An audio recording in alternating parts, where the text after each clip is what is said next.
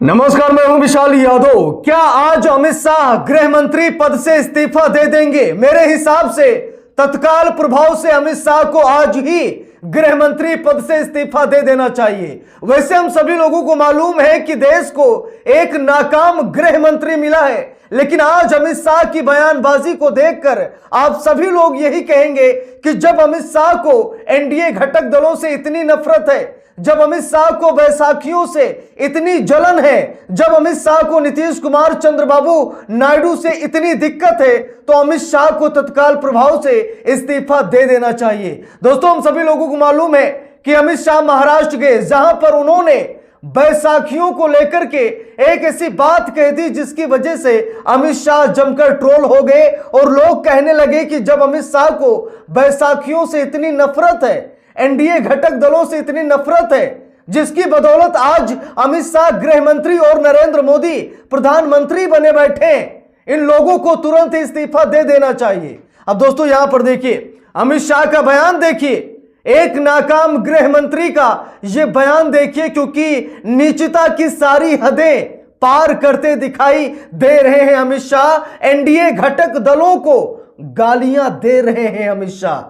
मुझे तो लगता है कि नीतीश कुमार और चंद्रबाबू नायडू को तुरंत अभी अपना समर्थन वापस लेना चाहिए और नरेंद्र मोदी को प्रधानमंत्री की कुर्सी छुड़वा दे, अमित शाह को गृह मंत्री की। तुरंत नीतीश कुमार और चंद्रबाबू नायडू को ऐसा ही करना चाहिए।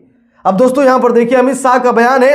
अमित शाह ने कहा कि सीएम को याद रहेगा वो पार्टी की वजह से इस पद पर पहुंचे हैं। अमित शाह बोले, महाराष्ट्र में भाजपा बैसाखियों पर नहीं अपने बल पर चलती है। वाह अमित शाह जी, वाह! यानी कि आपको शर्म नहीं है।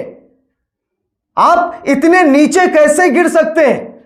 अगर आज आप गृह मंत्री हैं तो ये एनडीए घटक दलों की देन है, ये बैसाखी की देन है।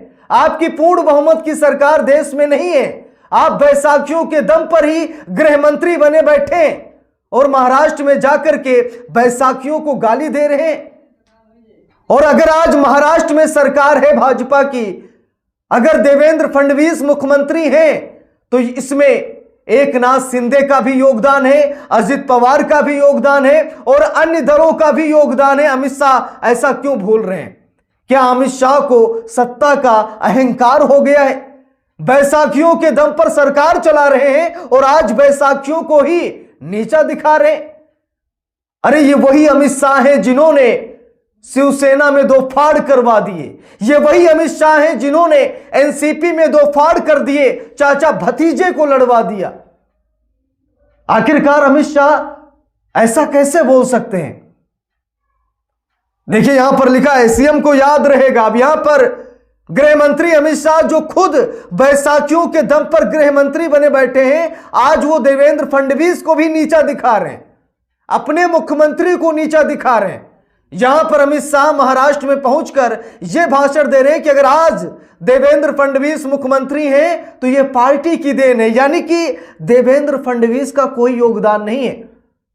उत्तर प्रदेश के एक नेता ने सही कहा था कि भाजपा में जो जाता है, बड़े बड़े नेताओं के जूते साफ करने के लिए जाता है, वही हाल आज देवेंद्र फडणवीस का हो गया है। अमित शाह को जहां पर प्रशंसा करनी चाहिए थी देवेंद्र फडणवीस की, लेकिन वो पार्टी की कर रहे और देवेंद्र फडणवीस को ये बता रहे हैं कि अगर आज आप मुख्यमंत्री हैं तो ये पार्टी की देन है। लेकिन मैं बता रहा हूं कि अगर आज अमित शाह गृह मंत्री हैं तो ये बैसाखियों की देन है, नहीं तो न घर के रहते न घाट के रहते। बात सिर्फ अमित शाह की नहीं, प्रधानमंत्री नरेंद्र मोदी की भी है। जरा देखिए, लिखा है, सीएम को याद रहेगा वो पार्टी की वजह से इस पद पर पहुंचे।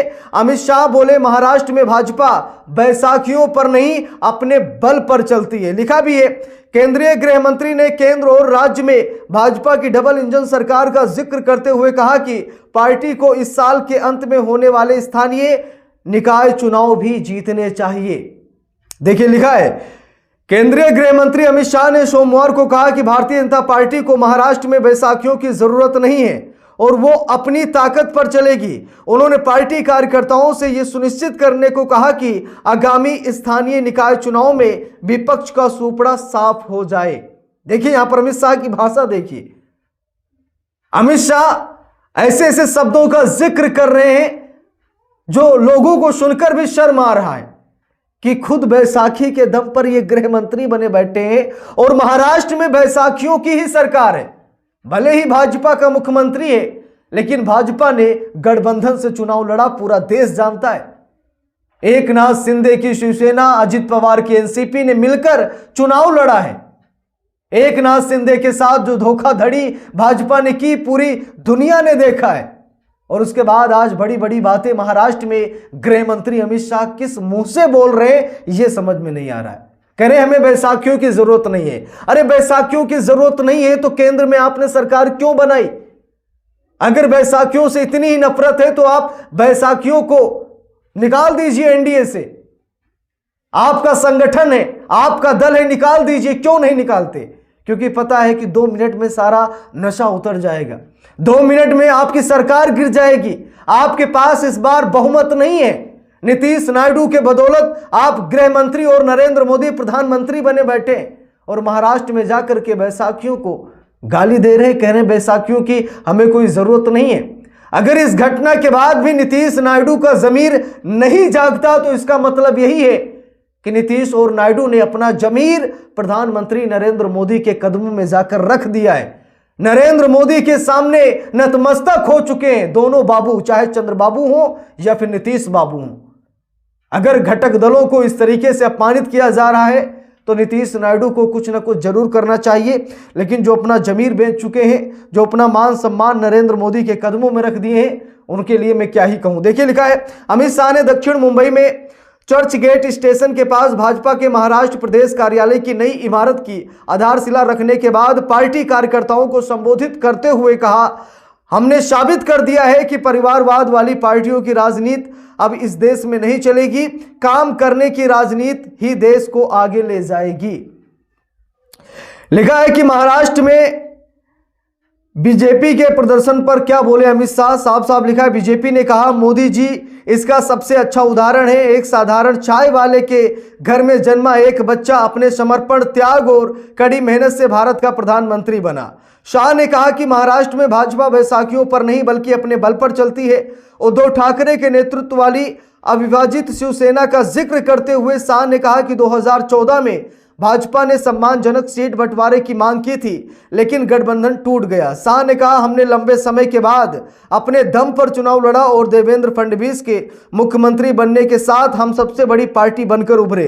पहले हम राज्य की राजनीति में चौथे स्थान पर थे, लेकिन आज हम पहले नंबर की पार्टी बन गए हैं। अमित शाह ये भाषा बोल रहे हैं और अमित शाह की ये जो भाषा है इसमें एनडीए घटक दलों का अपमान है और ये बहुत बड़ा अपमान है। नीतीश कुमार और चंद्रबाबू नायडू को तुरंत ही पलड़ा बदल लेना चाहिए। तो इस पूरे मामले पर आप सभी लोगों की क्या राय है कमेंट करके जरूर बताइएगा।